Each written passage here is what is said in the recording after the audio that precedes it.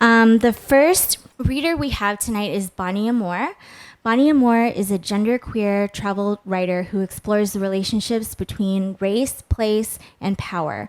Their work has appeared in CNN Travel, Fodders, Afar, and Teen Vogue, and in Outside XY, Queer Black and Brown Masculinity, and the upcoming Where We Stand, Brown and Black Voices Speak the Earth.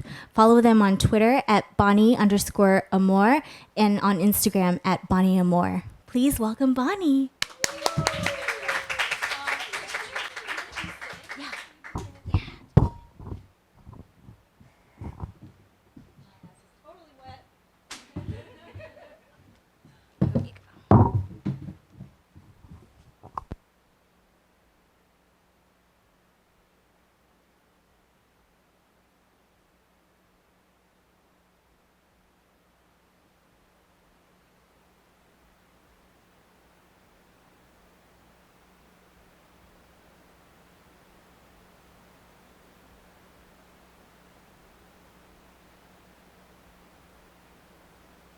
Loud enough. Thank you for this space. Please donate. This place is so dope. Thank you to Bushra for helping us organize this. Our other readers, congrats on this book. I love this book so much. Please get it. I highly recommend it. And other readers, thank you, Julia and Nadia, and all of you for coming out. Yeah. Oh, I wanted to read from this reported op-ed. I know it's not the sexiest thing to read in public, but it was just published, and it kind of, I feel like it speaks to some of the things that Anu brings up in this book, like the consequences of not traveling mindfully and looking at your intentions, doing that work in a socio-political context before you go on a trip. Yeah, let me get started. For far too long, the outdoors have been, this is the intro, sorry. Every year between April and May, roughly 800 climbers attempt to summit Mount Everest, the world's highest peak. It's an exercise often considered a metaphor for overcoming the largest of life's obstacles. But this year's climbing season gave the hopeful more than they bargained for.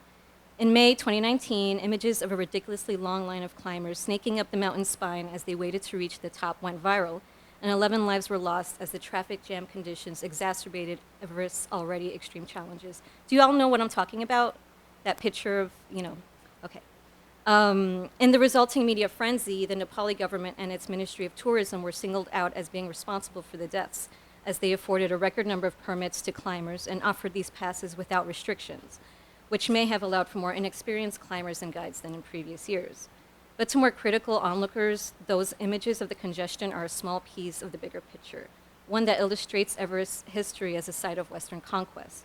Over-tourism on this sacred mountain can't be addressed in a vacuum. It is inextricable from Nepal's current climate crisis, from the exploitation of the indigenous Sherpas of Himalayan mountain communities, and from the man versus nature complex that has long captivated white adventurers. Mass tourism on Mount Everest is unsustainable in every way, and simply tightening a limit on permits isn't going to solve the problem. It's bigger than that. For most, to climb the high peaks of the Himalayas is to reach for a kind of remoteness, where sublimity may be experienced, Ipsita Chakravarti wrote in Quartz earlier this year.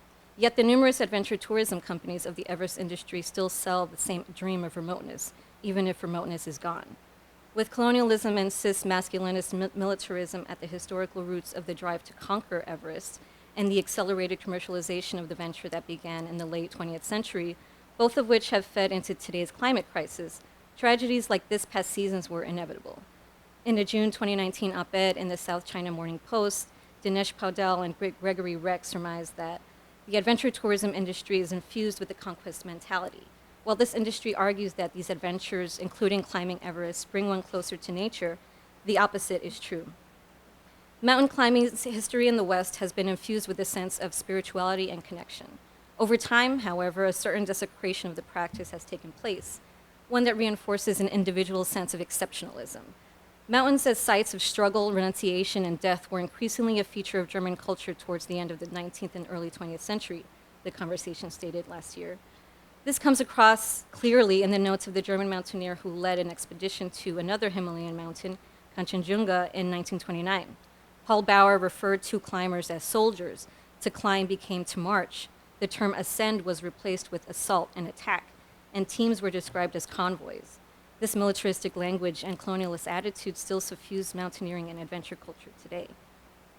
The Labour of Sherpas, a term that has become synonymous with porters native to the surrounding mountain communities of Tibet and Nepal, is regularly erased in mainstream media, as are the outright attacks on them perpetrated by white male climbers. All too often, the conversation noted, Western mountaineers ignored and belittled the indigenous religious practices of the expeditionary labor force on whom they relied. In their crusades to tick off this Himalayan holy site as another exploit on their bucket lists, this aspect of collective struggle took a backseat to one of individual glory, even at the expense of their own lives. You might have read that this May's climbing season was the deadliest season on Everest, but that designation is actually shared by 2014 season, when an avalanche killed 16 Nepalis, 13 of them Sherpas, and 2015's when a catastrophic earthquake shook Nepal, taking 24 lives at Everest Base Camp. Media outlets might justify this wording because these fatalities were due to avalanches, but it conveniently shrugs off Sherpa deaths in favor of centering those of tourists. As National Geographic contributing editor Chip Brown wrote in 2014, sincere condolences are offered, inadequate insurance payments are made, short-ins are built, plaques affixed, pictures posted on blogs, and then all parties turn back to the mighty Everest cash machine and the booming business of catering to thousands of foreigners paying small fortunes to stand on the top of the world. But however much the mountain has been commercialized, it has long held reverence for the community surrounding it. And locals who lead tours and work as porters there tend to offer a prayer before climbs. In every mountain, there is a goddess. It's our responsibility to keep the goddess happy, Kamirita, a Sherpa mountaineer and Everest guide, told the Washington Post recently. Months before I start an ascent, I start worshiping and ask for forgiveness because I will have to put my feet on her body. Sherpas and other Himalayan ethnic groups revere the mountain they call Chumulungma, the Tibetan name for goddess mother of the land, for centuries until a successor of Colonel Sir George Everest, a surveyor of British-occupied India, decided to name it in his supposed honor in 1865. He didn't even want it to be named after him. These communities respected the mountain by leaving it be. They only began climbing it because of the Western mountaineers who, beginning in the early 1900s, increasingly sought to scale the peak and created a demand for guides. Before then, the Tibetan word for summit didn't exist. From the mid-19th century, the Himalayas were part of the Great Game, a race for territory and control between imperial powers of Britain and Russia, Chakravarti wrote in the aforementioned Quartz article. In the vast uncharted expanse of the Himalayas, to map and measure was to claim. Nazi-aligned Germans weren't far behind. They attempted to wield the science of cartography as a tool of colonialism in the Himalayas, as well as to dispute Einstein's theory of relativity and what they called Jewish science, in general with their own made-up cosmic ice theory. This politicizing of the world's peak in the revisionist imaginary of white supremacists paved the way for the notion that natural wonders could be capitalized upon and serve an agenda beyond pure adventure. The Nepali government used to issue one permit per route until the 1980s when a billionaire oil magnate reached the top and ushered in a new area of commercialization that promoted the idea that anyone could climb Everest for a fee, according to Quartz. This shift was most notably brought to mass attention in '96 when the pursuit of publicity, as worded by Basecamp magazine, referring to the social capital that some inexperienced climbers sought out by reaching the summit, led to overcrowded conditions and the eventual deaths of 8 climbers who got caught in a storm. Though the cost of climbing permits recently dropped from $50,000 to $11,000, those, when added to the cost of travel, gear, and Sherpa porters and guides, brings $300 million to Nepal each year. Excuse me. While Western, usually white climbing guides make anywhere from $50,000, did I read it? No, $50,000 to $100,000 managing expeditions, Sherpas make about $1,700 a month during the 3-month season. Low wages for locals are usually justified because the per capita income in Nepal is less than $800 a year. So the ideal that it's better than nothing is a convenient enough excuse for foreign white-owned climbing companies. Everest, after all, is the biggest business in the area, and local laborers have become financially dependent on foreign tourists to sustain their families and communities. Sherpa culture has arguably been more influenced by the Western passion for mountaineering than by any other single force, argued Brown in Nat Geo piece. And theirs are among the most dangerous jobs on Earth. Is anyone keeping time? No? Okay. But I'm going to skip this because I think I'm going to. I have 7 minutes left.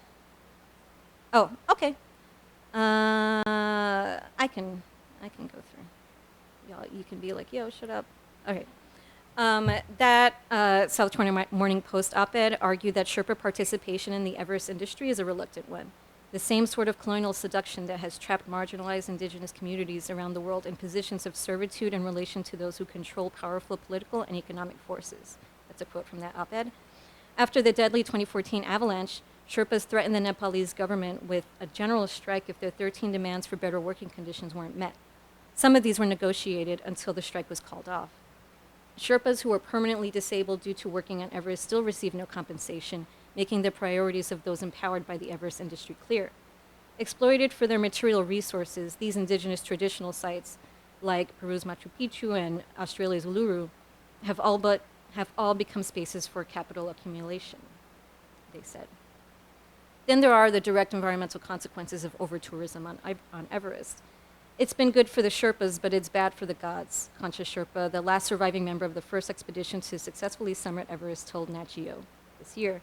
When I was a boy, there were many feet of snow in winter. Now the summits are black. That's not good. The dark color is the result of pollution being trapped within and pulled down by snow. Overall, the past 10 years have seen a lot of changes in the mountains, scientist John All told AP earlier this year. Going on to add that all pose long-term environmental threats. One of these is the Khumbu Icefall, a notoriously dangerous pass in the mountain that factored into the 2014 tragedy, continues to loosen at an alarming rate due to climate change. Since Himalayan glaciers, one of the world's most vital water resources, regulate the climate, their melting causes a positive feedback loop, which accelerates rising temperatures even more. Between 1977 and 2010, the total glacial area in Nepal decreased by 24%, according to the 2014 report, Glacial Status in Nepal. At least 1/3 of Himalayan glaciers are projected to melt by the year 2100, and that's only if radical climate intervention happens now. The figure rises to 2/3 if no action is taken, the assessment concluded. Billions of people in these mountain communities and beyond, most of whom live on or below the poverty line of $1.28 a day, depend on the Himalayas' more than 14 river systems for survival. While glacier melt creates more fresh water for them now, their overall depletion points to a disastrous water shortage in the future. This is the climate crisis you haven't heard of, said the scientists who led the assessment. And now I'm gonna, I read it all, sorry. Okay. Ice and snow melt on Everest itself, meanwhile, is exposing and decomposing the many bodies of climbers who perished attempting to summit its peak, along with tons of waste and excrement. In June 2019, the Times of India reported that 24,200 pounds of garbage were pulled off the mountain after this year's overcrowded season. The average tourist is estimated to leave 17 pounds of waste behind, prompting Business Insider to label Everest the world's highest garbage dump. In the current news cycle, adventure and outdoors media has preoccupied itself with whining over the mere inconvenience of over-tourism on Everest, as if they themselves are not its very cause, while the greater question of unsustainability remains unanswered. How much more life, both human and environmental, must be sacrificed to satiate the Western adventurer's unending thirst to check another box on a bucket list?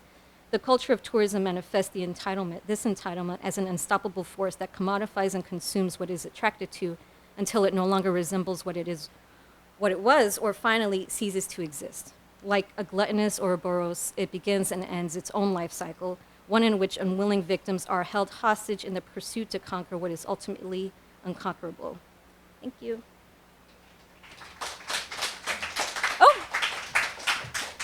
And now I'm going to introduce Julia Michiko Hori. Julia is a PhD candidate in the Department of English at Princeton University, pursuing a certificate in African American Studies. Her dissertation, Restoration After Decolonization, examines the relationship between built space and violence and the legacies of British imperial rule and Caribbean plantation slavery after World War II. Her work has appeared in American Quarterly and is forthcoming in Callaloo, a journal of African Diaspora Arts and Letters. Give it up for Julia.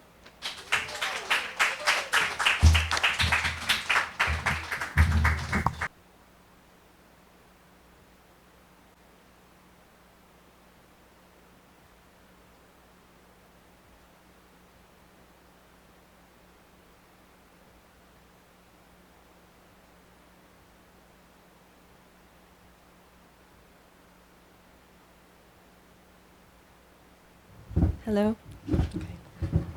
Thanks so much for having me. I really look forward to being in conversation with these great writers and all of you. Thanks for joining us. So I'm going to read a small excerpt of a project that I'm working on that centers the subjectivity, aesthetics, and rights of the tourist in a world of unequal mobilities, fueled and exacerbated by climate change, border conflict, and racialized migration, responding to the intensified proximities among tourists, migrant, and local.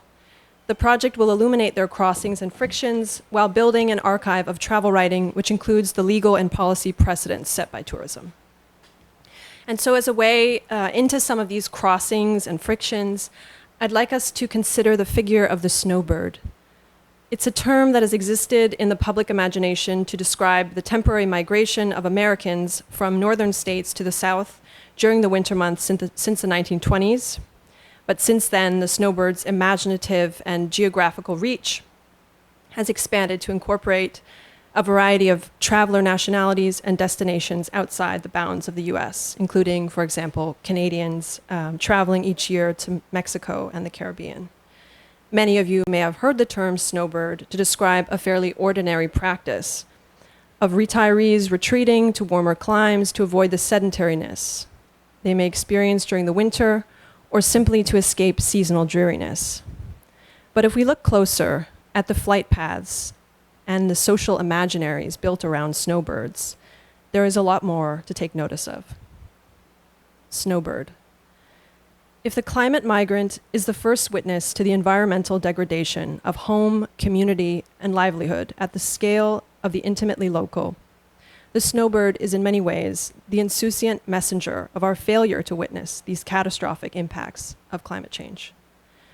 The snowbird is a mascot for the freedom of free markets and capital flows undergirding the extractive industries of anthropogenic climate change, soaring above the law of the land. And yet, the snowbird's human-centric vectors are modeled after the flights of ruby-throated hummingbirds, ducks, geese, swans, Blackburnian warblers, orioles, Arctic terns, and swallows. While many birds migrate to reproduce in milder climate conditions, following the natural barriers of the landscape, the human snowbird often performs this migratory pattern in the later stages of life, resisting or seeking to bring greater ease to the natural barriers of getting older. The bird symbolizes freedom of movement across topographies, economies, climates, and national borders. The flocks fly together at high altitudes to avoid predators, riding on tailwinds to expedite the journey. The bird's arduous but faithful migration is an aspirational mobility that inspires not just human wonder and mimicry, but protection. This is corroborated by the Migratory Bird Treaty Act of 1918, which is one of America's first federal environmental protection acts. It ensures that the populations of these birds are not hindered by commercial desires to capture, kill, and/or sell them. The human snowbird has also inspired protective measures on the part of its community.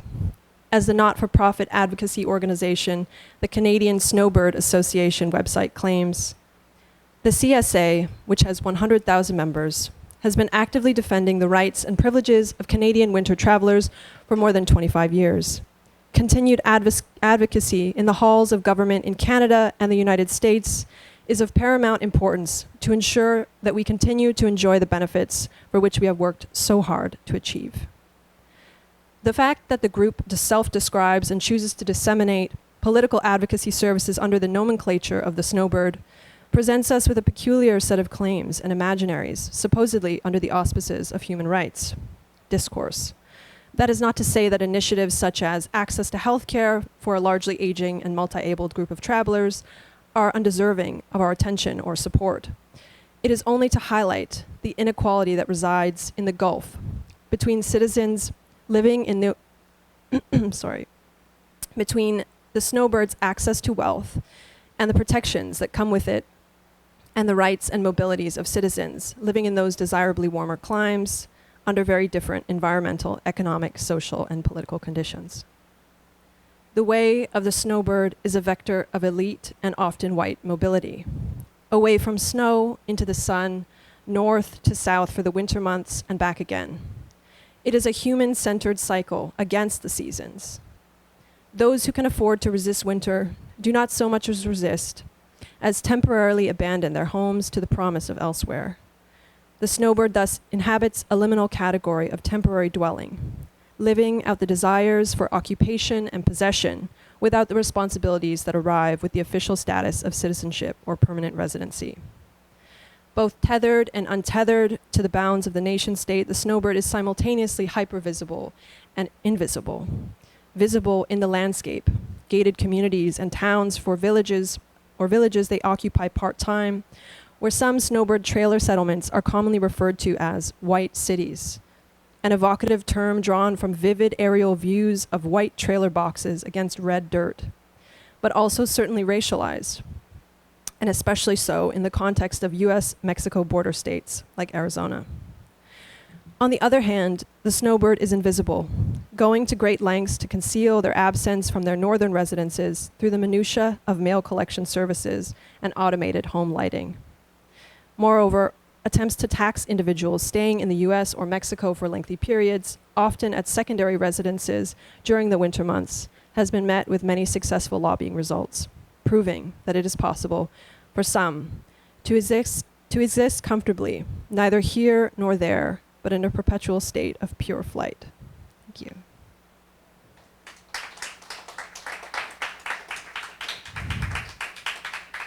Thank you. So now I'm going to introduce Nadia.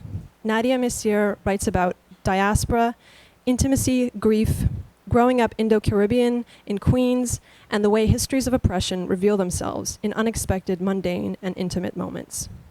Thank you. Give it up for Nadia.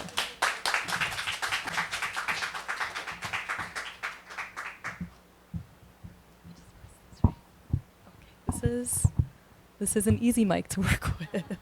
Okay. Hi everyone. I'm really excited to be here. Thank you for coming out.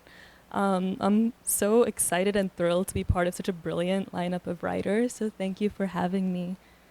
I'm gonna I'm gonna read an excerpt of a lyric essay that I'm working on.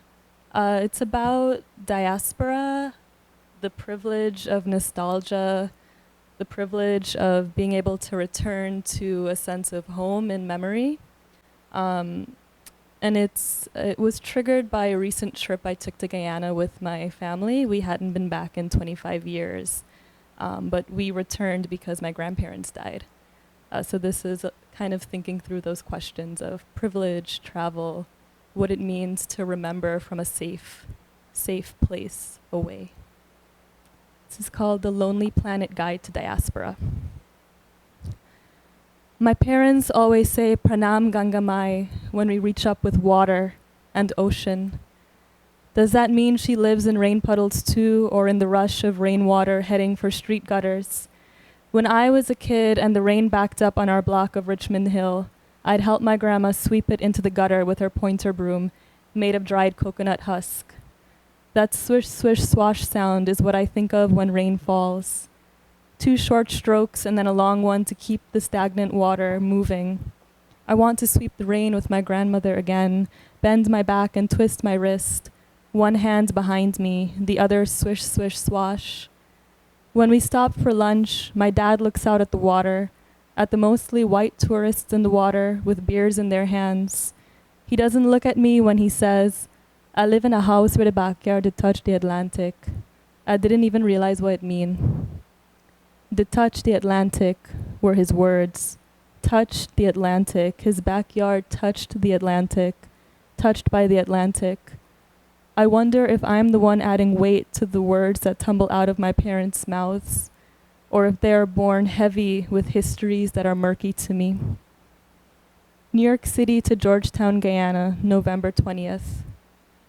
When we visit Guyana for the first time in 25 years, I offer my flesh to the mosquitoes I feel before I see. I'm flattered my blood is to their liking. Sometimes my blood is too heavy, like I'm carrying the blood of a dream or a lineage I cannot locate, like air that gets trapped in a Ziploc bag. My lineage is like a whale skeleton. Each gap between the bones is another name lost, another generation gone, No one wrote the names down, and if someone did, they transcribed them incorrectly. Is there an app to fix this?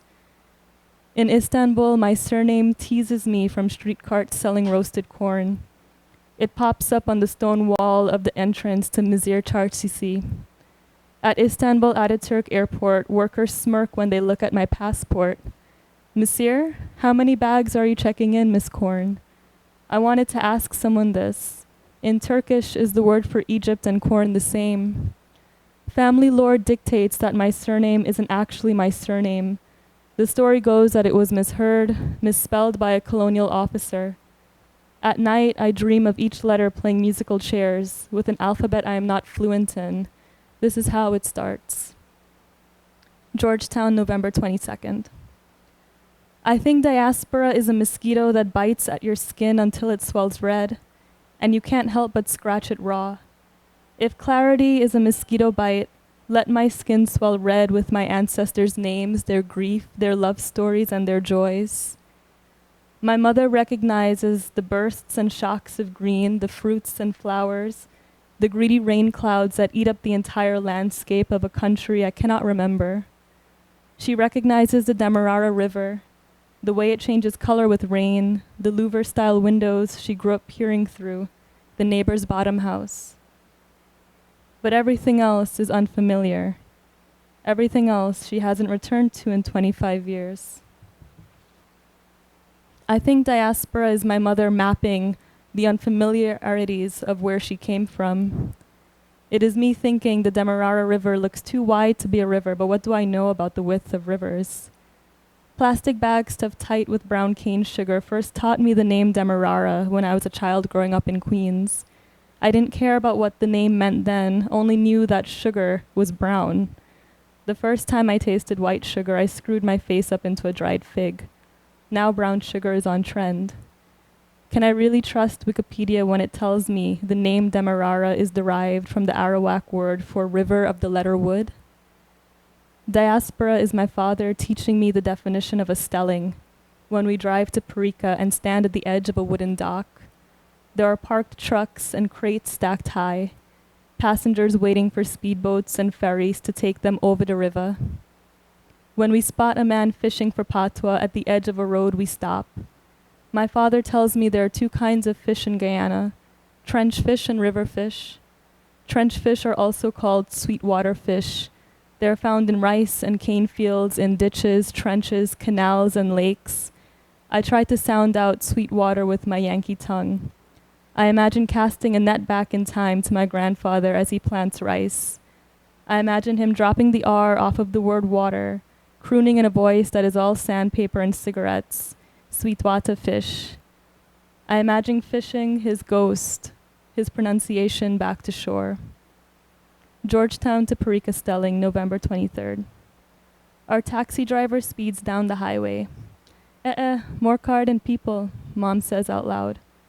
We wheel around Stabroek Market and the constellation of stalls and hawkers outside of its entrance. Mom points out where the car park used to be. I imagined a market covered in starfish of various colors and textures. Stabroek was born on November 1st, 1881. It is named after a Dutchman, Nicholas Glevink, Lord of Stabroek, president of the Dutch West India Company. It was designed by an American man, Nathaniel Mackay. The names of these white men have survived generations, but I still don't know the name of my great-great-grandmother who sold her goods here, or where her stall might have been. Walking into Stabroek is like being swallowed by a whale. Guyana is not an island, but always there is a view of the water, a river, trench, canal, creek, gutter water rushing down the side of the pavement, the Atlantic. I never knew rivers and had tides, Never thought about the Parika Essequibo River tide chart, about when the sun and the moon rise and how this guides migration. On the 3-hour drive from Georgetown to Berbice, the sky gives way to impossible shades of blue. For every cloud and house on stilts, for every part of the landscape that sang paradise, there was a dilapidated billboard about suicide prevention, about the importance of mental health, about getting tested for HIV, about the story of a place that's harder to see when the sun shines so bright. Is it too much to ask for what my mouth cannot hold? Language to articulate the trauma. Thank you.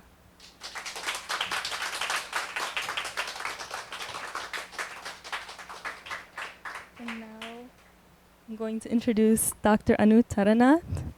Dr. Anu Taranath is a speaker, facilitator, and educator. As faculty at the University of Washington, Seattle, she teaches about global literature, race, and equity, and directs study abroad programs on human rights themes. She's received the Seattle Weekly's Best of Seattle designation, the University of Washington's Distinguished Teaching Award, and multiple Fulbright fellowships. Her book, Beyond Guilt Trips, Mindful Travel in an Unequal World, has been featured in Yes Magazine and made Fodor's Travel Best Books of Spring list for 2019. A consultant known for pushing the conversation without pushing folks away, she works with people in colleges, libraries, businesses, community organizations, and government agencies to deepen equity, social justice, and global consciousness.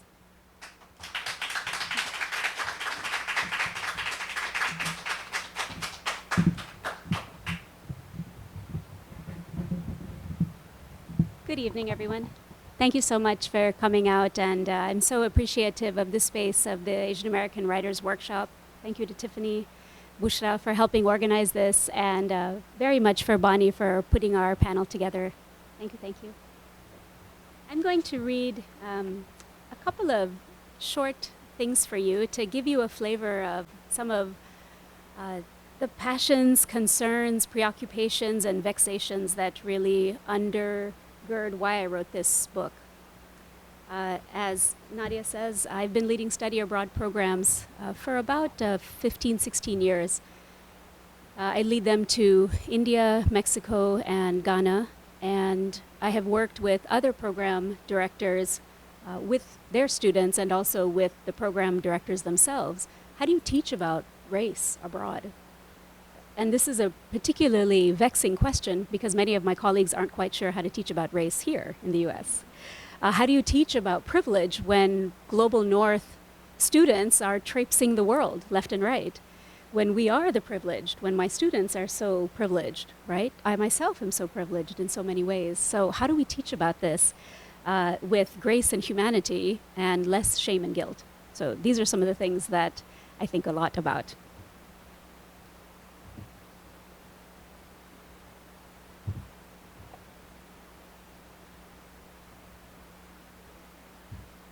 Slinking out of his Nairobi hostel, Liam wonders if today, finally, he will be able to pass through the front gate without attention. The wilted leaves of the plants sag under the Kenyan brightness. It is hot outside. This is his first time in another country. The khaki shorts and the green shirt that he wears has been purchased specifically for this trip. Tropical armor wicks away the heat and moisture and keeps you cool, declared the glossy advertisement. Not so, he thinks, the first of many letdowns. His skin, now unfamiliarly ripe, prickles with the humidity of his sweat. Liam is a 20-year-old white student from an American public university. He's now tired of the differences that once seemed exotic and enticing. He reminds himself what motivated him to come, another glossy advertisement, this time of smiling black children's faces along with the invitation to adventure, see the world, study abroad next semester in Kenya. Curiosity piked, he fell into the idea quite naturally. Many of his friends had also studied abroad in far-flung countries, countries whose geographical specificity he couldn't quite locate. His friends all returned with tall tales, suntans, and an accomplished air, like they were in a special global club. Yes, why not, he thought, as he filled out the surprisingly brief application. Here in the actual Kenya, the Kenya of dusty roads, crowded roads, and many black people everywhere, Liam's senses are confounded. He is used to being anonymous, doing whatever he wants whenever the time suits him and without much attention. Here, though, his white skin glows like a beacon on a foggy night. Here, children and hawkers encircle him wherever he goes. Sometimes the kids want money, other times they just want some attention. He knows the kids mean no harm, but he can't help feeling hounded and pursued, a bit like big game. What's a well-intentioned Westerner like him to do? It's not his fault that these people are poor, he knows, he rationalizes. Should he give money to the kids? How does he know if they really need it? Maybe they are scamming him? The relentless rehearsal of hands outstretched, faces expectant, and calls of brother, brother, dig into the young man's patience. Leave me the hell alone, he wants to shout. At home, I'm just a poor college student. It's not that Liam hasn't, of course, thought about race and class before this trip. He knows that he is white and from the United States, and that means something about his life opportunities. He knows he has more than many others around the world. He thinks of himself as sensitive, generous, thoughtful, and yet he's having a hard time here. He feels a youngster's hand yank his shirt. Yesterday, Liam gave some change to the young boys around him. Today, should he refuse? His insides churn strongly with irritation and suspicion, but outwardly he slumps, defeated and confused. He wants to help, to give and be just, to be charitable. He sees himself as a friend of the poor, frequently offering panhandlers and homeless youth back in his big American city spare change or half his sandwich. Here, though, the jostle of people makes his eyes go blank and his pulse quicken. Liam stirs. He needs some space. He's gentle but determined as he launches himself, shoulder first, into the crowd that rings him. The circle breaks. He's now free, alone, not surrounded by children anymore. Now he gathers speed and distances himself from the crowd of hands, eyes, and bodies. His triumph mingles with disgrace, and his mouth feels chalky and metallic. Is this what shame tastes like, he wonders? This morning he had woken up refreshed and ready. He had woken with the kind of wanderlust that celebrates the promise of travel, his own initiative, the benefits of journeying across the seas. But now, severed from the human ring around him and standing by himself on this dusty road in Kenya, the thought of navigating and negotiating all that there is to navigate and negotiate wears him out. He's tired of being seen. He would rather be far away from the crowds, the hawkers with cheap plastic items for sale, the glossy advertisements, his white beacon, his guilt. His sturdy sandals propel him down the road. There is a pub where expats and other foreigners like him flock, preen, gather, and consolidate himself. The air inside cools his moistness, softens his irritation. On the walls of the pub, an artist has effected a safari, complete with spots, manes, and hoofs. The comfortingly dark interior wicks away both the young man's worry and dust. Liam knows that just 2 frosty bottles of Tusker Premium Lager will dull his frustrations and steady his mood.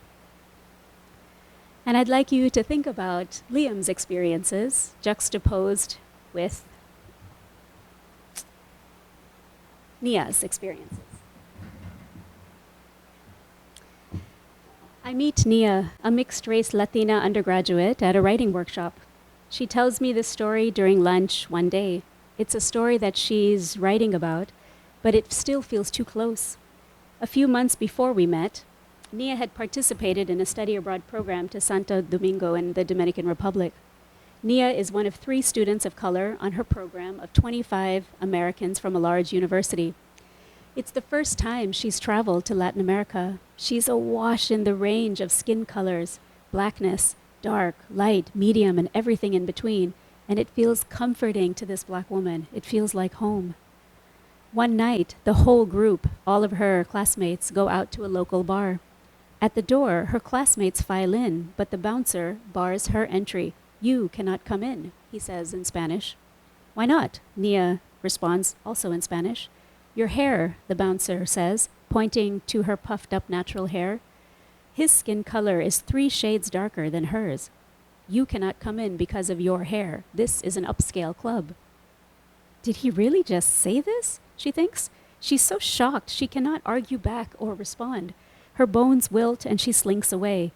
Nia's 2 friends, also the only other students of color on the program, have heard the exchange and accompany her away from the club out of solidarity and a similar sense of injustice. They try to comfort her, but all of them now feel marked, less than, and on display. And all this in a country where people look more like them than their white peers. The rest of the students, 22 of them, are already inside, enjoying a night of drinking and dancing. For Nia and her 2 friends, however, the moment signifies a rupture, one that exacerbates the fault lines of race and what counts as beautiful and better. For the rest of the program in the DR, Nia lurks on the fringes of her white classmates. She stands back and lets others talk in class. She second guesses her reception and presentation and notes all the advertisements for skin lightening creams and hair straightening salons around the area. She mediates her experience through her hair, her skin, her similarity and difference. And amidst the clamor of so many students, the program staff do not notice her withdrawal.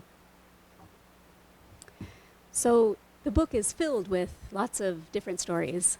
Stories that I've heard, stories that I've witnessed, stories that I've helped mediate my students through. The book is also filled with my own equally vexing and confusing travel stories. And that's the last piece that I'll read for you.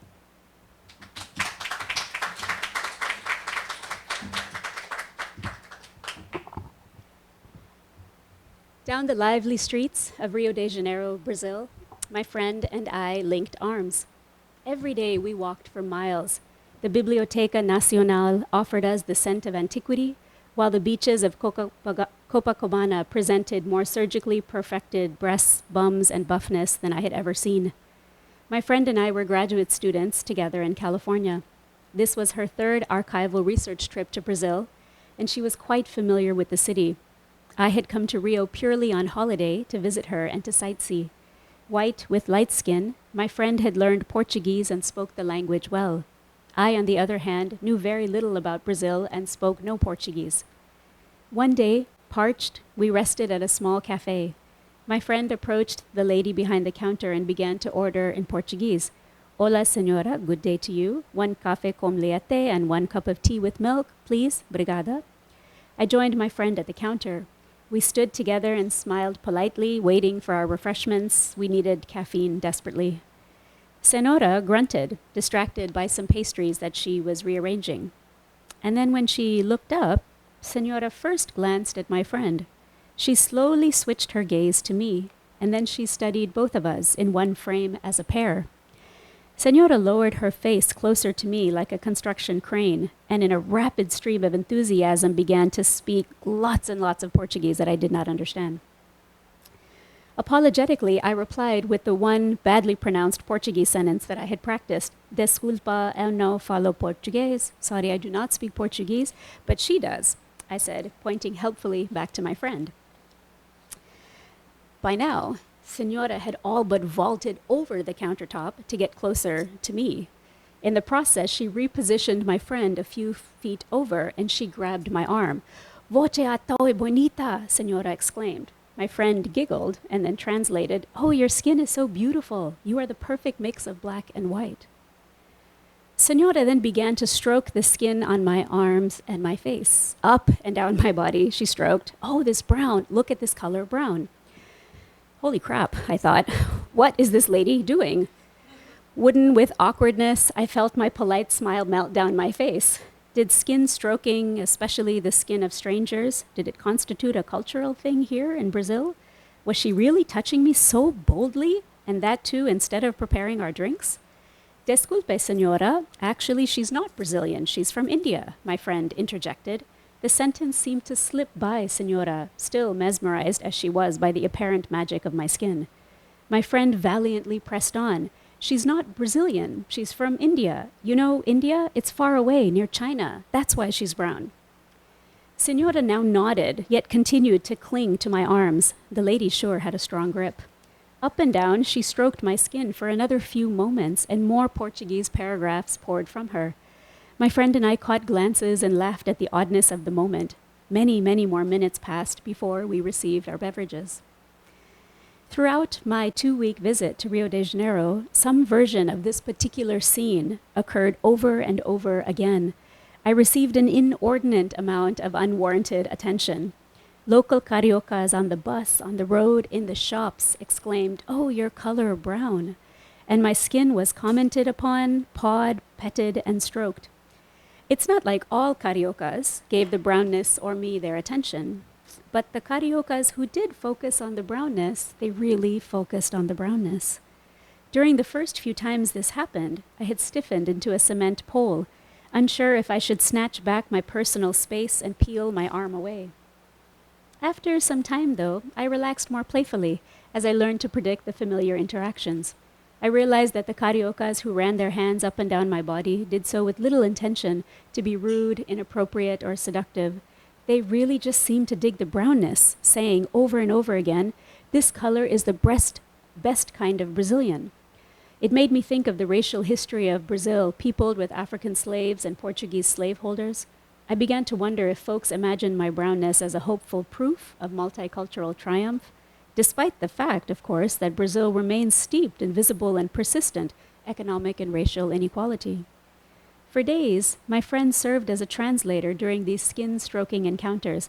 I lost count of how many times I felt unfamiliar hands run up and down my body, and how many times I heard my friend say, "India, you know India, near China." Though I spoke no Portuguese, many of these interactions that we had with local people centered around me and the brownness. Inevitably, my dear friend ended up ignored and sidelined, often literally pushed away from the frame of focus, even though it was her translations and her cross-cultural skills that made the interactions possible. This brown-loving, skin-stroking, ignoring my friend's situation happened almost every time we ventured out and quickly became a thing. And when we are ripe with discomfort and stuff has become a thing, we can either maturely step toward it and handle it, or we can create intricate ways to deflect, ignore, bury, and bypass what needs to be addressed. Guess what strategy my friend and I picked? To make things worse, my friend and I were academics, budding academics, trained in analyzing issues with dispassionate distance. So we capped a lid on the weird feelings that we were feeling, and instead we buried ourselves with talk about race and contemporary Brazilian social relations. And there is certainly a lot to discuss. We discussed slave routes and settlements, indigenous history, and the current social landscape where light-skinned Brazilians continue to hold a disproportionate share of wealth and power throughout the country. Our copious research offered my friend and I the semblance of control, but our academic theories and five-syllable words served only to dull our feelings. At first, it had worked. Academic talk had swept away the awkwardness we had started to feel during these skin-stroking episodes. But corked feelings and discomfort about race, identity, and difference, they tend to explode and spill over if unattended. How to uncork this container of weird, messy feelings we did not know how to discuss? Our fear of a potentially uncomfortable conversation muffled us, and we marinated in silent irritation. Until one night, we stood on a subway station platform on the northern side of Rio. "Are we going to take this train home or the next one?" I had asked. My voice must have rung rusty with irritation. Our fight had started out small, in fact, petty. A simple miscommunication about plans for the evening. "I thought we were going to the concert," my friend had replied, slightly peeved at my apparent disregard for the thoughtful plans that she had made for us. "Isn't that what we had decided earlier today?" "We've done everything you have wanted," I snapped back, quickly and irrationally escalating us. "It doesn't matter what I say," I pouted. "In fact, I can't say much here as I don't speak the language, in case you forgot." I felt wronged and sorry for myself. My friend took in my sour expression and she returned the scowl. "What are you talking about? I've translated for you every second of every day you've been here. I've been doing everything for you here. Why aren't you a bit more grateful?" And even though technically my friend was right, I didn't care. "Grateful?" I replied. "I thought you'd be learning something about race with all these interactions we've been having. Seems like you're not the grateful one." "You're the one whose ego has irrepressibly swelled just because people here seem to like your color. This isn't about you," she says. Me. "Of course it is. This is about me and it's about you. It's about what it means to be white and the difficulty you're having to share the spotlight with the woman of color." "I haven't shared the spotlight with you in any way," my friend replied back, her voice hard. "I've been pushed out of it altogether in case you haven't been noticing." We continued. Once this dam burst, we lurched toward all the hurt and the confusion we had been feeling. But as in the way of burst dams, our talk was neither careful nor strategic. It was just explosive and dumb. We felt relief at saying aloud all the race, power, privilege, whiteness stuff that was present, but had been unstated for us. Speaking what needs to be spoken, of course, does not immunize any of us from the consequences of speaking what needs to be spoken but rarely gets voiced. For many days afterwards, we continued to wander the streets and see the sights, but now more in our own heads. Could I take back the mean things I uttered, while also insisting that something significant and truthful about race, power, and identity had brought us to this point? Were all conversations about race, power, and identity destined to end in irrational, dumb exchanges on a subway platform? Both my friend and I tackled issues of race in our work and thought of ourselves as progressive anti-racists. How could things have gone so badly between us? And because we weren't sure how to say any of this out loud, we pretended the subway platform fight hadn't happened, and we said nothing. I had first delighted that the brownness that had marked me as other in the US had suddenly transformed me into a mini celebrity. Never did I think that my particular skin color could elicit such explicitly positive reactions from so many people. I was used to my skin color receiving curious reactions from local people, as when I traveled through Morocco or China. I was also familiar with neutral or no reaction to my color, or in some cases, negative reactions for being too dark, or straight up discrimination and racism for not being white. Now in Brazil, had I slipped into a magical world where my skin color garnered straight up appreciation? This attention, I am sad to say, it got to my head. While I did notice that the skin-stroking cariocas tended to bypass my friend as they made a beeline for me, I hadn't put too much energy into analyzing how she might feel. I thought only of myself and rationalized my bad behavior by telling myself that the continued benefits of her whiteness, both in the United States and even in Brazil, should keep her grateful and happy. And if she did feel a bit miffed, I reasoned, shouldn't this experience of being temporarily overlooked deepen her understanding of what institutional white privilege felt like to many people of color in a US context? Couldn't she see now, finally, the compliments and attention I received were a small reversal of fortune? I now see that somewhere along the way, the experience of being ignored and perceived as an accessory to my brownness, it wore my friend down. This erasure must have been painful to her. I know of the careful way in which she first entered Brazilian culture as a US white woman and a cultural outsider. I imagine the frustration she must have felt when her knowledge and sensitivity were repeatedly sidelined. She was the one who had years of experience with Brazil, not I. She breathed in Brazilian history and navigated the contemporary streets, not I. She spoke Portuguese, not I. And yet within our social interactions, she was rendered secondary during these skin-stroking encounters. But, and here's the complicated part, in a wider Brazilian framework, right, that same whiteness, it undoubtedly opened doors and opportunities for her. As a white woman from the US in Brazil, a society that continues to associate European roots with social and economic privilege, my friend absolutely reaped benefits from her skin color. But why then, if whiteness were so great, were people stroking my brown body up and down? It didn't make much sense to me. How could the explicitly celebrated whiteness also be something to ignore in favor of a brownness that ostensibly seemed different and less valuable than white? Mindful travel in an unequal world stories these experiences, brings them to the surface for examination and conversation. None of us created the world that we live in, but we move through it so differently based on what people imagine us to be. Isn't that so? Thank you.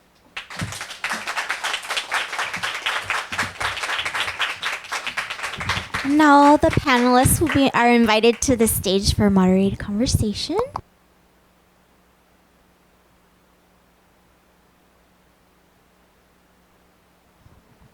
Testing. Oh, thanks.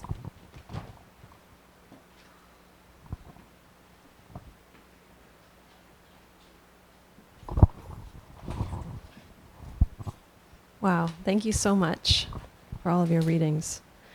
So I have a lot of questions, naturally, but I've tried to limit myself, but I think the questions will build on a lot of the things that your work has touched on.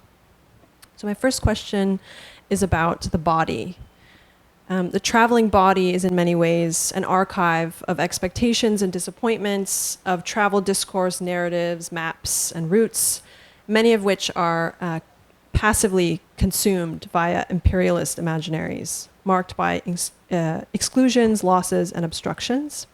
And one of the things that speaks to me in these writings is the idea that the body is inscribed upon, but also inscribes. And some writers have described writing as an ambulatory practice, so a walking practice, which I'm really interested in relation to writing that centers specifically the experience of travel. And I'm just wondering how each of you come to understand embodiment and movement in your work. I'm gonna start. Well, I think a lot about my work as, studying power in transit.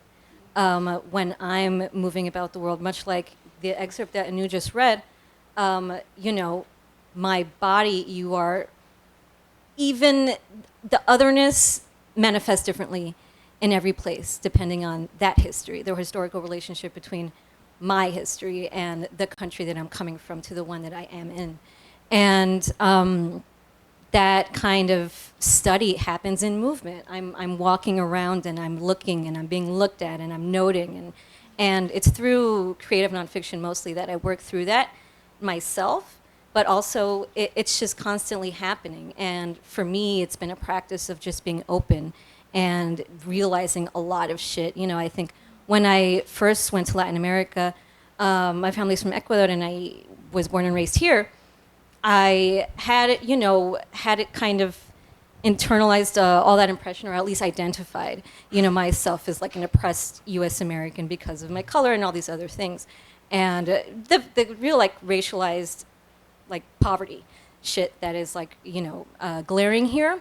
And I went to Latin America and I went to Ecuador and I was like, I am empowered by all of this messy sex shit. All of this history and all of the glaring inequality there, the moving between being a tourist in my own culture and, my broken Spanish and then the otherness that queerness brings that kind of exiles you from your culture. There's all those layers. Becoming disabled has, slowed me down literally. And that really, people are always trying to figure you out. And so I constantly think about belonging and otherness in travel, that in travel culture specifically is the place where I really can, look at this stuff, live in this stuff in my body. And like, as Anu really presses in her book, that introspection, that inner conversation, and then of course having that conversation with the collective and constantly being open to, I just note, I'm being oppressed, I'm being othered, this is legit how people are looking at me as other. And those conversations is what I love so much to look through. We have our own mics. I think for me, I've thought a lot about what it means to come from a history that's not as archivable, if that makes sense, but to still have a family archive of things like photographs and letters that allow me to think through what I thought were gaps in my lineage. So I'm thinking a lot about kind of the privilege of that and what it means to kind of move through memory with those inherited markers from family members. Because while there are gaps in sort of like institutionalized archives regarding Indo-Caribbean ancestry and indentured laborers, the work is still sort of done by family members. And for me, it's learning how to identify archives that exist outside of the institution and maybe rethinking the definition of what it means to move through memory via family retellings, family albums, and things like that.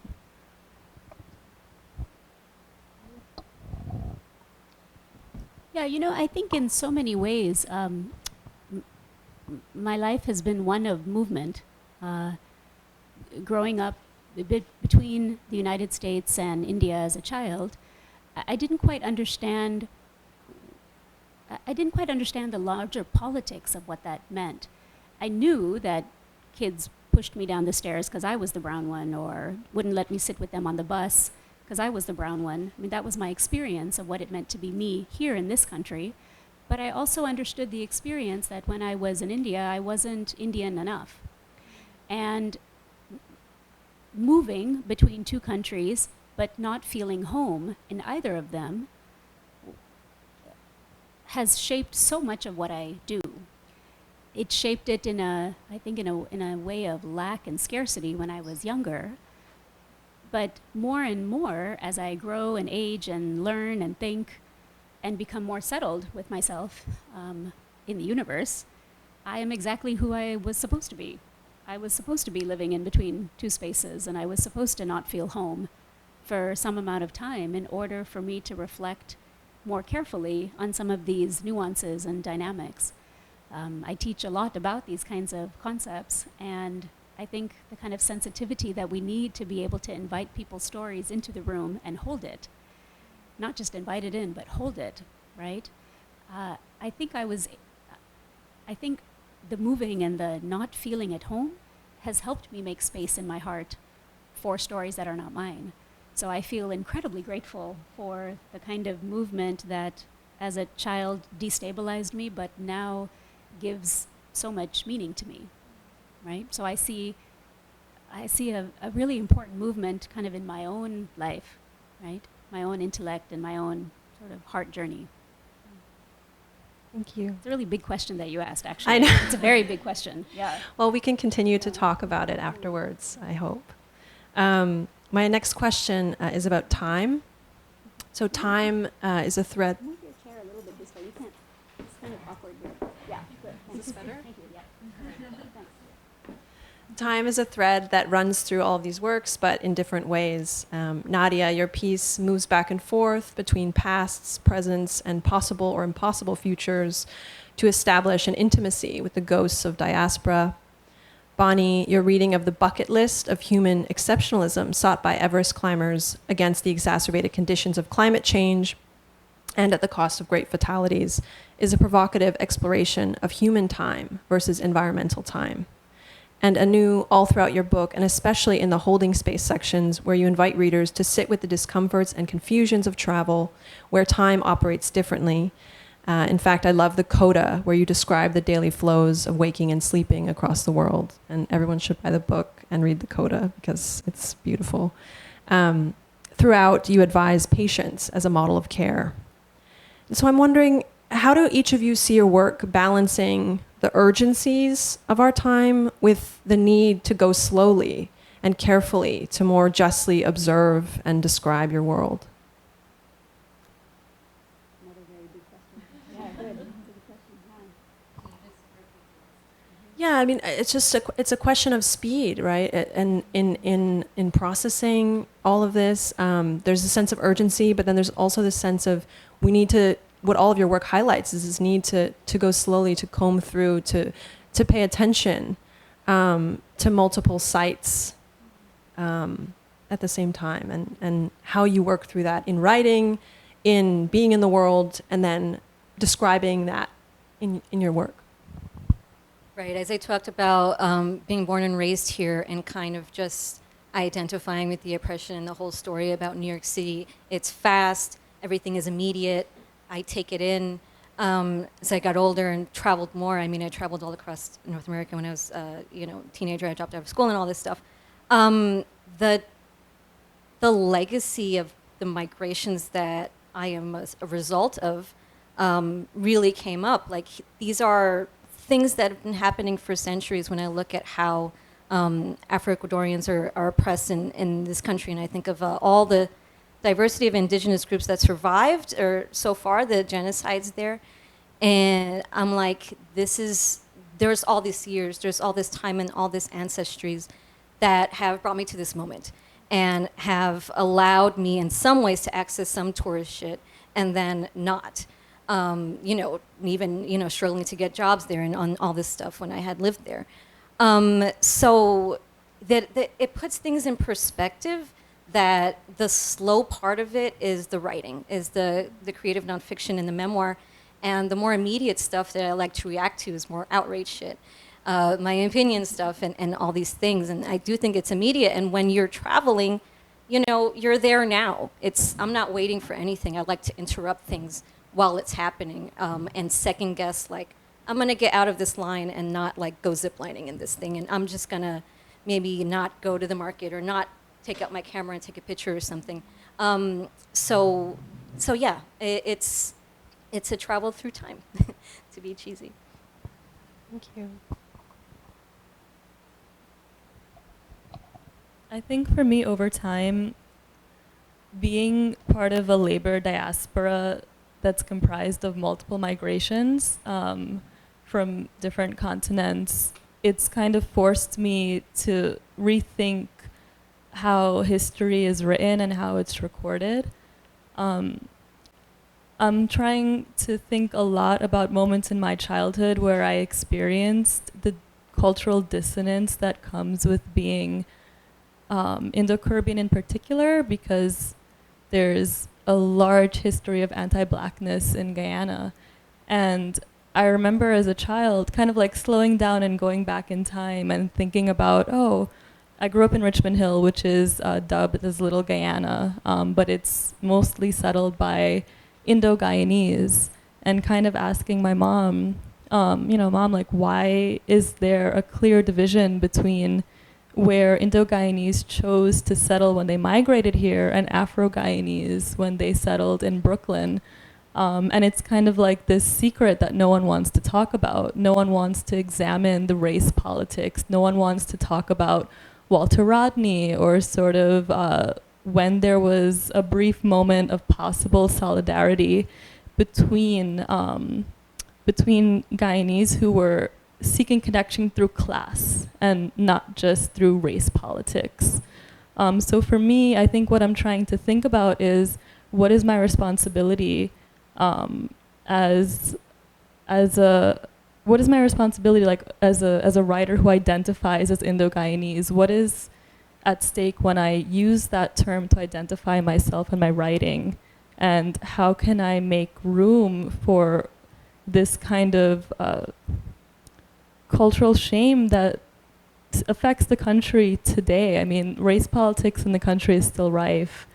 And with new discoveries of like oil reserves, the government is kind of taking that and conflating it.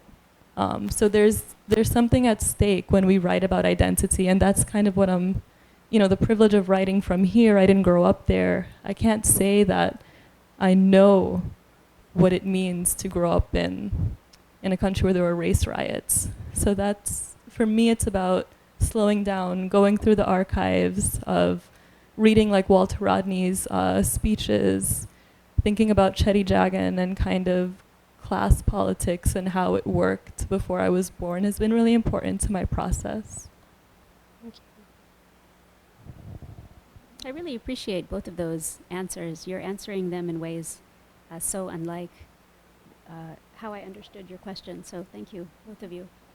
I'll very briefly say that I've seen a poster that says, "Hurry slowly," and there's something so provocative about that phrase to me. So much of what I write about and think about and teach about as a racial equity consultant and also as a teacher is to get folks to start waking up, pay attention, look at that. We're burning, literally. We are burning our hearts, ourselves, our communities, our earth. Come on, let's do something quick. But it's also to do it in a way that is mindful, intentional, with some politics and care to it. And doing anything with some politics and care takes time. I think so much of my work is trying to balance the hurry slowly, yeah. Thank you. And I think that segues really nicely into my last question, which is about mindful global citizenship. So the phrase "think globally, act locally" has been part of mindful environmental discourse since the 1970s as a way of describing an ethics of shared stewardship and belonging. Moreover, global citizenship is a really evocative phrase that you address in your book, Anu. While I think there are important imaginative and political outcomes for these concepts and practices, I think there's been a deadening or emptying out of their meaning. And given the commodification of global citizenship, mindfulness as well, and the local sold as products or services by an established tourism industry as well as a growing wellness sector, I'm wondering how you see your work responding to these concepts and practices in new ways that help perhaps resuscitate or re-enliven, reinvigorate them for another generation.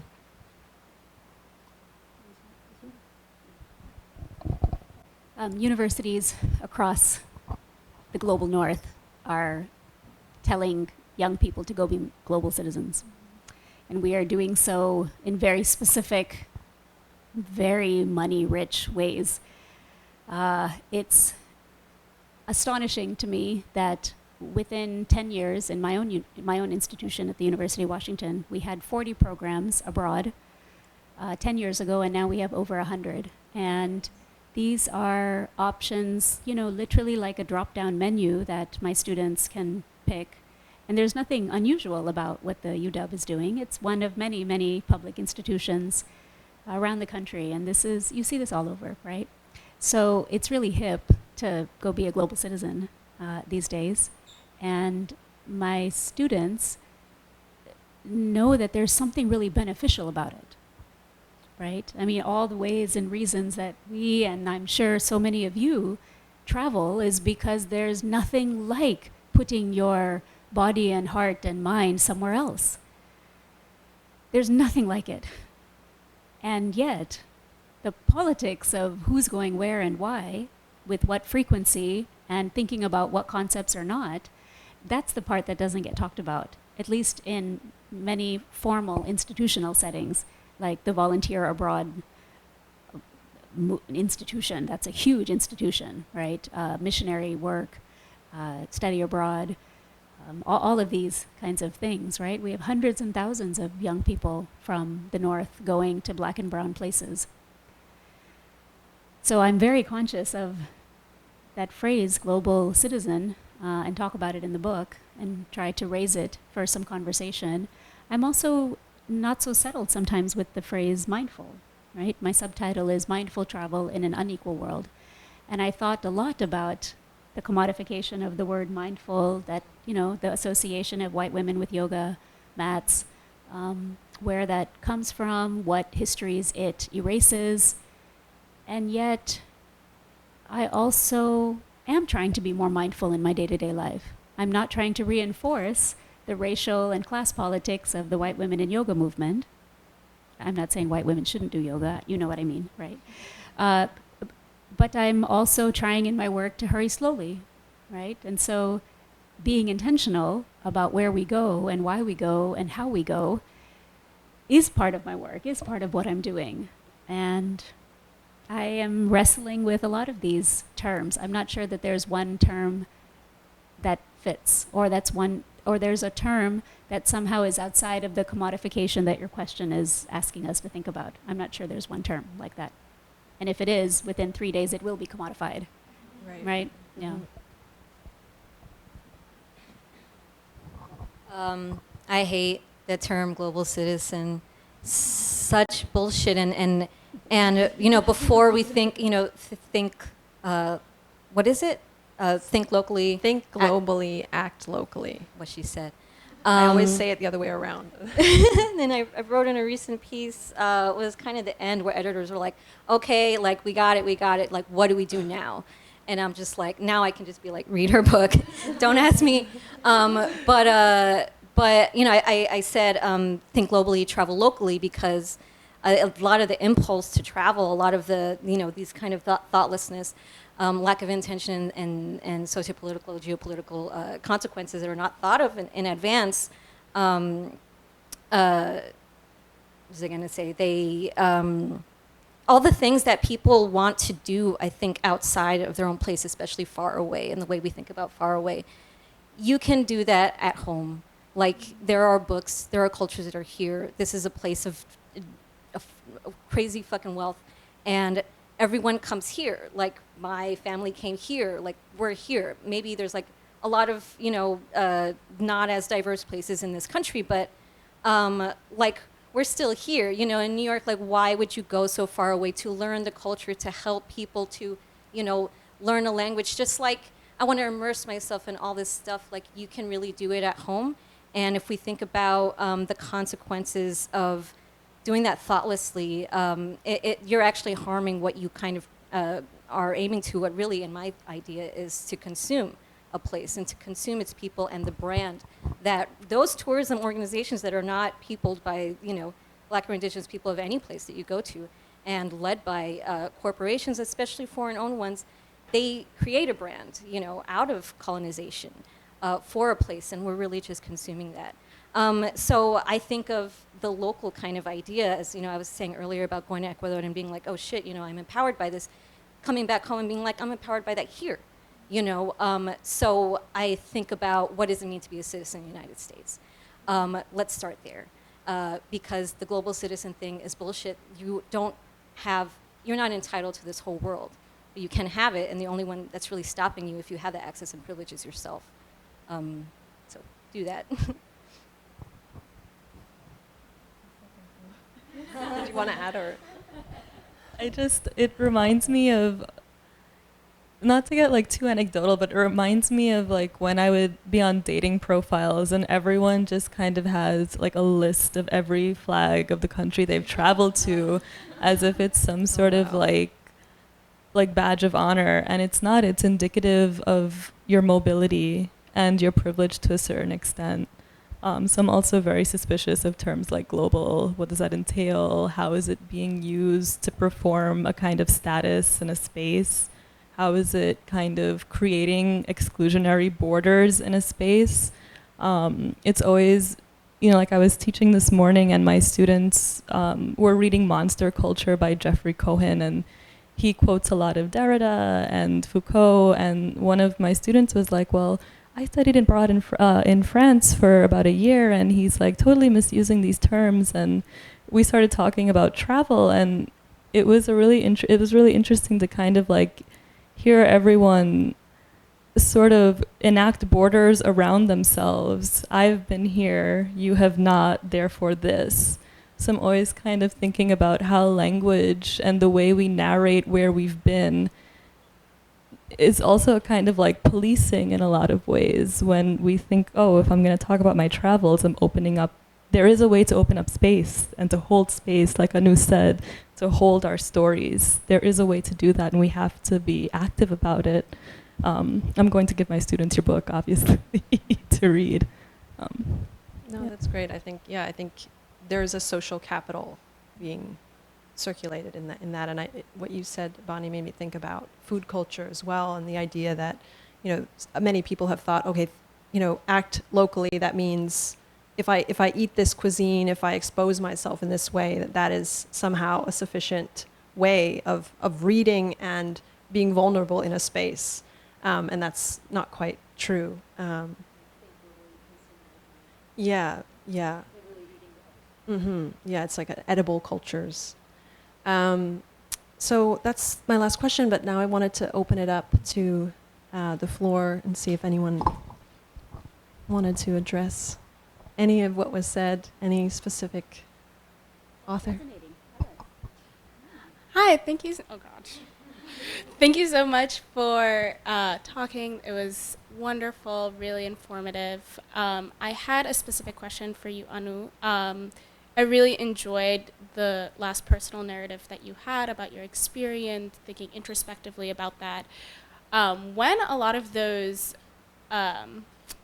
instances were happening where people were talking about your skin, they were actually physically touching you, were you able to, through your friend, ask them why? Like, were you able to, because I know you ended your piece kind of with this confusion of, you know, the race relations here are a little complicated, especially kind of through this idea of between you and your friend as well. Were you able to actually, I know you didn't speak Portuguese, but were you able to, through your friend, communicate with them and actually ask, like, I know you're interested in my skin color, I know you like my skin color, but what is there a particular reason why you're drawn to it? Everybody kept on saying over and over, it's the perfect mix of black and white. That was the response. It's the perfect mix of black and white. right? I mean, that's a very short sentence, but so much is there, right, in between those words. Everybody we asked, and everybody said almost the exact same sentence. Were they able to talk about that further, or? There was really nothing else to say. Okay. It's the perfect mix of black and white. Is how it was conveyed to me. Yeah.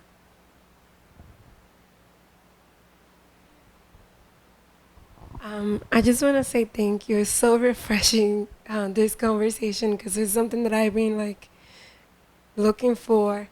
I really love traveling, and also like I even went to school for international studies because I wanted to travel the world and see the world, right? But also I'm an immigrant, and like traveling meant something to it's like you are uprooting your roots to another country. So it's something really hard that there's consequences behind it. But like I love traveling, and then when I go to another place, and particularly like places that are from the colonizers and things like that, I love to wear my afro out and be on their face and like I'm here, and then I grapple with like, but am I acting like my oppressor? Like, so I wanted to like, I just really love all like the different stories that you provided in your Anu on your readings, and also Bani, who I really admire for like the way she writes and traveling stories. Like, how does that happen to you? Like this back and forth, like of like trying to figure it out. Where do I fit on in all this like conversation of traveling, but also being responsible for my actions because I know what they mean, but also like, yeah, it's very confusing. I know it's kind of a long question, but like, yeah.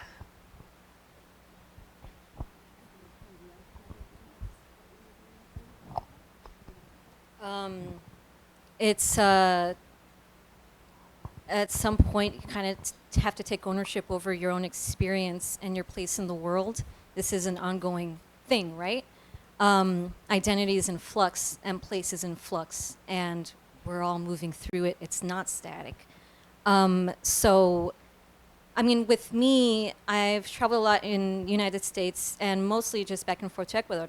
So I'm able to kind of go to the same place and going to the same things, and also like we call Queens Ecuador because Ecuador is in New York, and I'm always surrounded in it. So, and my family was like my country in our oasis, you know. So Ecuadorianness is always in my mind. And what does that mean? It's a nation state. But, you know, for me, it's like locating yourself on a map. Like, where do I fit in all these ancestries? How do I fit in right now in what's happening? And taking ownership of that, as well as understanding and working toward learning more about what that means. And how do I wield this power responsibly or not at all? What do I do with it? And it just ends up asking more questions. What's so awesome about her book is just questions. You know, let's talk about it. There's not one answer. And so, yeah, that's a journey I'm still on. I'm sorry about the cliches. I would just say, to add to that, you know, I really struggle as well, and I haven't figured it out. You know, my family is from Jamaica and Japan, and travel has been full of all kinds of confusions and anxieties. But the thing that I love so much about Anu's book that I haven't read anywhere else is this sense of generosity, and that we ought to be able to create a space where we can make all of this, you know, historical trauma and pain and this, you know, things that are activated on a daily basis, whether we're home or elsewhere, we can make it social. And that, to me, is such a powerful way of thinking about storytelling, and just being less afraid of facing your own guilt and shame surrounding these problems.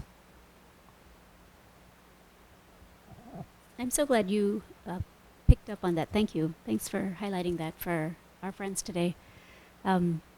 Guilt and shame is so powerful because it is less spoken, right? And the things that are less spoken have more power on us very differently. And so if my confusions are outside of my own head and shared in social space, you have an opportunity to then grapple and hear it yourself and think, does that resonate for me too? Oh yeah, that kind of happened to me too. The story that I read about Liam, the young white man in Kenya, I too have felt that. I'm not a white guy in Kenya, but I too have felt that I'm so visible. I need to be that the absolute vexation of being somewhere else.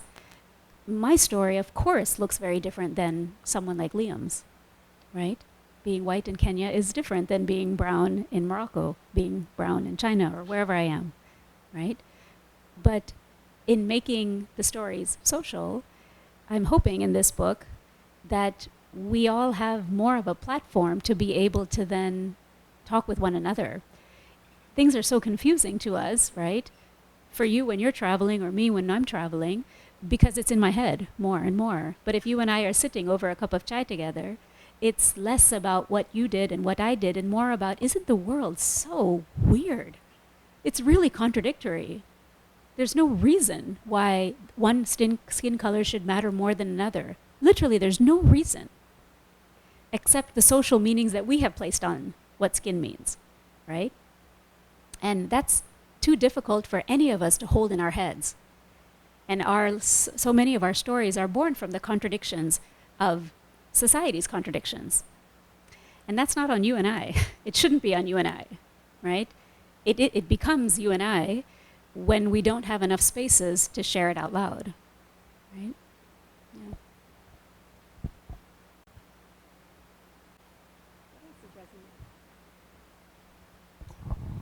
Thank you so much for sharing. I've been thinking about these topics for so many years now, so this is really great to hear about.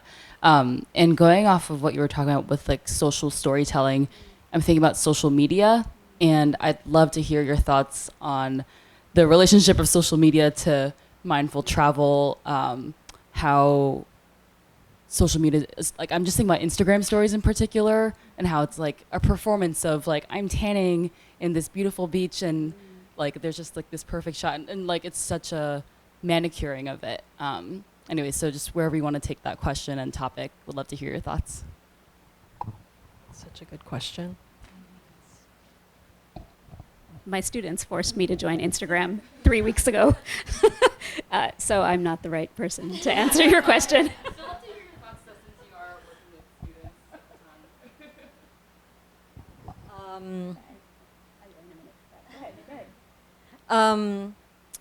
I kind of get asked that a lot, you know, because I talk to a lot of people on social media. That's how they know my work. And I don't really know as much about that world, about the travel influencers. Like, I know they exist and it's all the same, so why? It's a continuing legacy of print, travel, writing, journalism, going back to the field notes of colonizers. You know, this is the legacy of travel writing. And then travel imagery, you know, through the marketing, the brochures, you know, the branding of a place, which is really inherited by the individual and their social media or whatever. Like, this is also, I'm buying into this uncritically or whatever. I just see in like Instagram travel influencer shit as just a part of the wider culture of travel media, and the way that, I mean, let's talk about beaches and, you know, women's bodies and how, you know, Caribbean resort destinations are just so sexualized, and it's all about escaping and being on island time. You know, I too love a jacuzzi and a cocktail and the beach. You know, you know, what does that mean in a place where people don't have access to drinking water and tourists are taking so much, you know, the leakage of, you know, I need all of my local brands at this faraway place. There's, you know, immediate consequences to that, to the people surrounding it. So that's the part that I like to visibilize. It's a much smaller community, and there's a lot more people who are asking those questions. So I'm also interested in how social justice language gets commodified in that conversation. You know, how can we stay as real as possible? It's not as popular, but I think it's a growing conversation. I just had a thought about something, I don't know if you guys have heard of it, called Fire Festival. That was a joke. Everyone's heard of Fire Festival. But I watched those documentaries because, it was two of them, incredibly. I was sick and I watched two of them. But there was something really satisfying about the rupture of all of that travel culture. But I think, in watching that and watching these influencers be horrified by these tent villages, I think what got erased was the bigger infrastructure. What does it mean to, firstly, occupy this entire space for this private luxury festival, to call it an island when it's actually a peninsula. All of these things, and that happens a lot actually in tourism in the Caribbean, where resorts buy up a peninsula or they lease it for 100 years and actually call it an island. And that in of itself is amazing. You're selling something that is literally meant to be set apart, but is actually tethered to the landscape, to all of these economies that you're affecting actively by being part of this. So I think that's a really great question.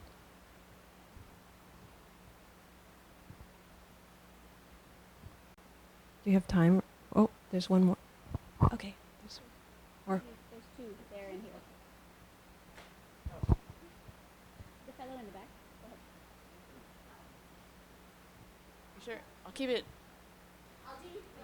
Question is, and you kind of touched upon it, thinking about global citizenship, I'm thinking about cartography, and just maps, like you mentioned that word. And with these discussions, we often talk about being othered and otherness. But I would like to hear, more specifically times of just belonging, and even when there's like covert treasures. So my question is like, what are your treasure maps, whether that's via memory or travels, and can you identify them?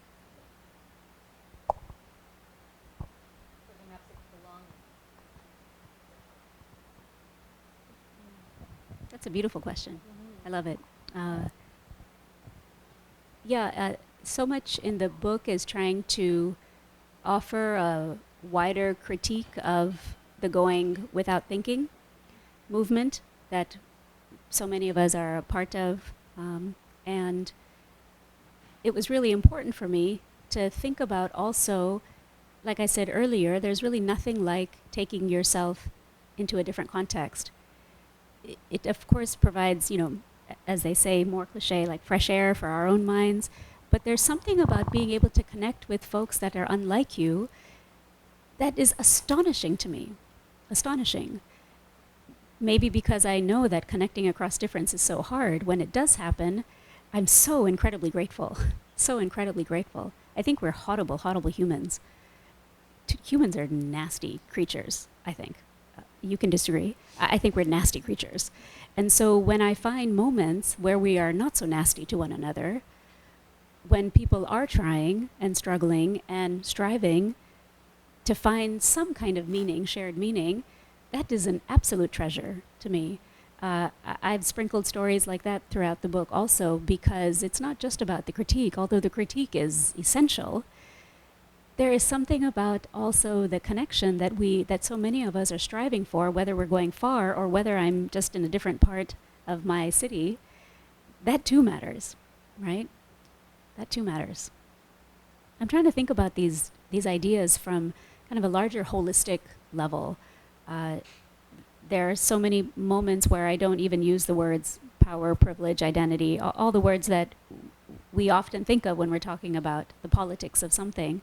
And I use a lot more words like, what does it mean to be wholehearted? What does it mean to feel embodied in a space? What does it mean to be present? That's the cultivation of those treasures. That's the way that I find my treasure map, actually. Yeah. My treasure map leads to a place actually called Treasure Beach in Jamaica, where my mom was born. On the beach, actually. Really close. Easy answer.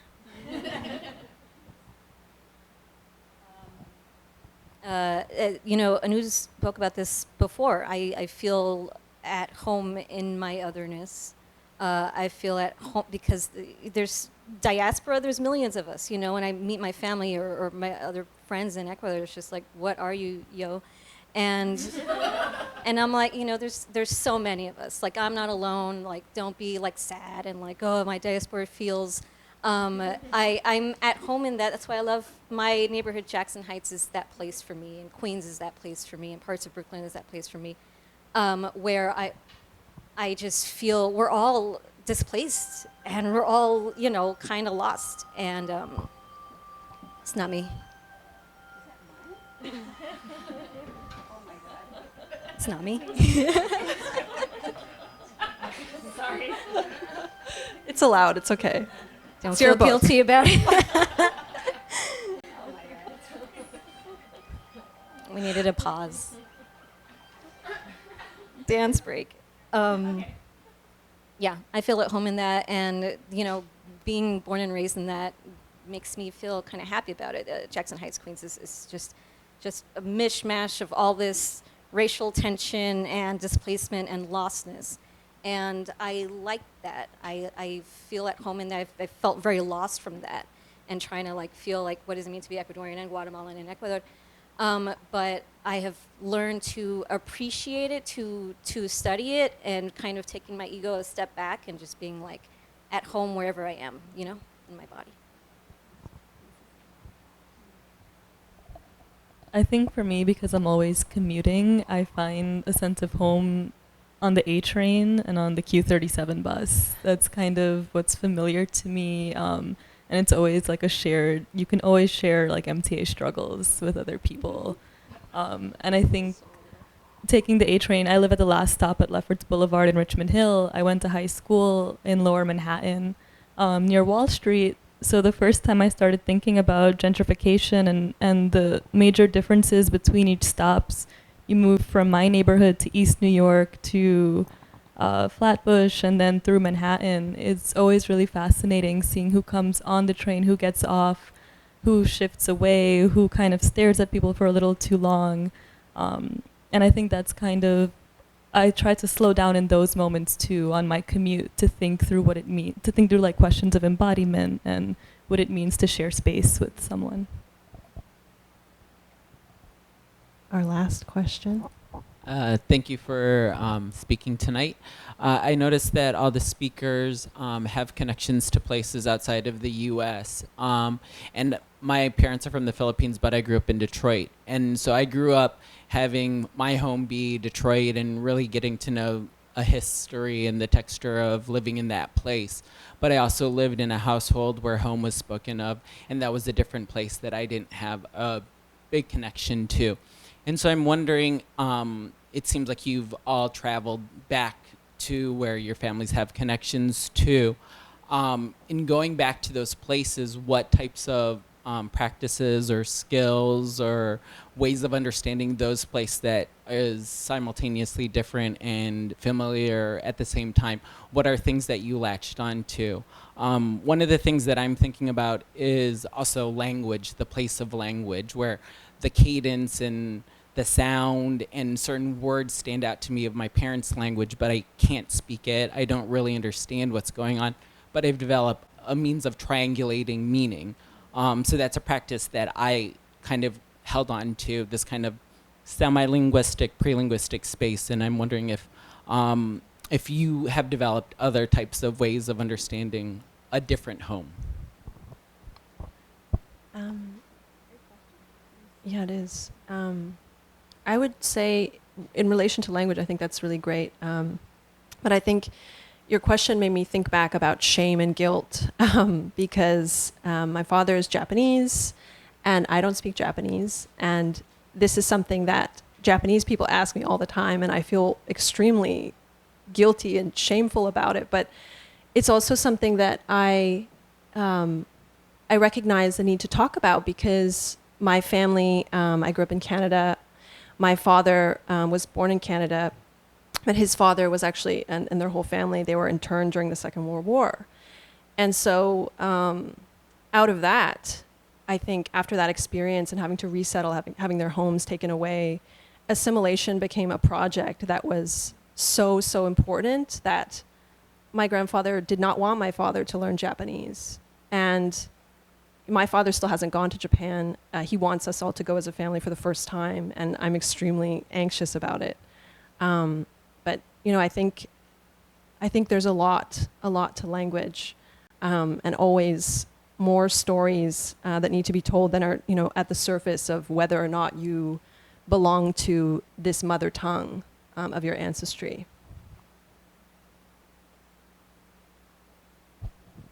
It's such a large, lovely question that you've asked. I'd give a very short answer and say I think what I have taken from the going back to my parents' home and imagining if that could be my home or not over the years has been an increased understanding of being able to hold discomfort within me. I've taken some smaller things too, like I know what those foods are called now, or I can understand why that auntie did whatever she did back in the day, or those kinds of things, yes, certainly. But I think your question makes me kind of step back and kind of look at the years of what that meant. And for me, it's certainly being able to hold more and more discomfort, not being unsafe. I differentiate between that, right? There's nothing about safety here, but just being able to hold the discomfort of not quite fitting other people's expectations and categories of me, and learning to be, as you say, at home in that. Learning to be at home in that. That's what that's taught me over the years. But it's a very big question you've asked.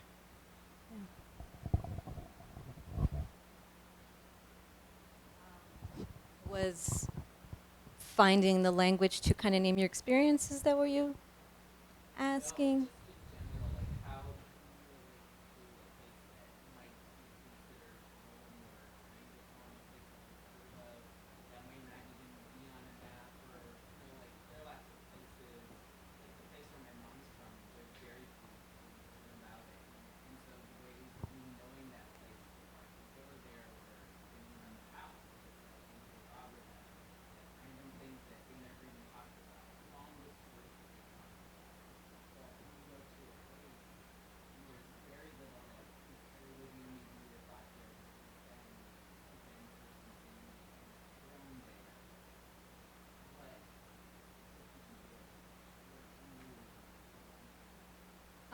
It was important for me when I was younger, going through the radical anarcho-feminist, like blogs of people, there writing in Spanish, especially queer and trans people, like what are the language that we're finding within Spanish to decolonize this shit. I guess that has helped me. I mean, what my conception of Ecuador in my mind was what I was told in my family. My mom is very much about not assimilating and about the indigeneity and all of that, and we're going back home and all the stuff. We never had the money to do it, so I eventually did it myself. Going there, I was like, that narrative is out. I don't claim this place, I don't own this place, but I this is my place too. So that was something.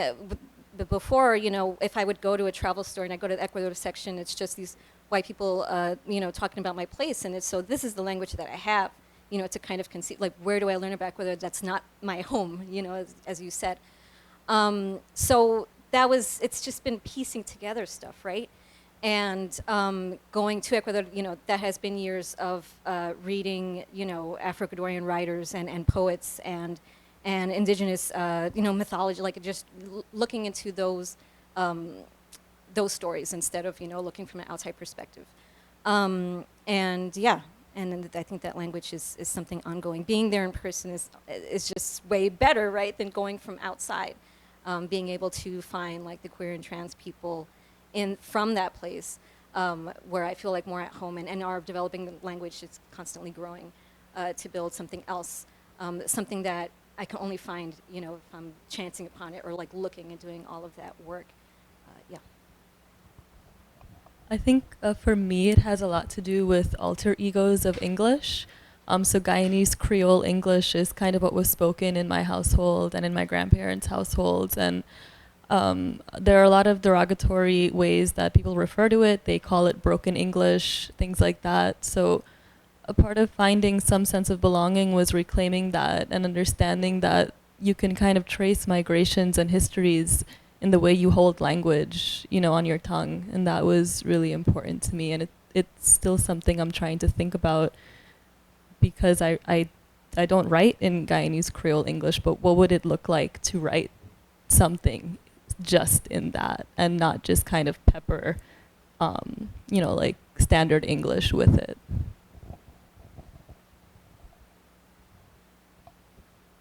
Awesome. That's a great place to end. Thank you so much to everyone for being here. Thank you to our panelists, Julia, Bani, Anu, and Nadia. Copies of Anu's book are on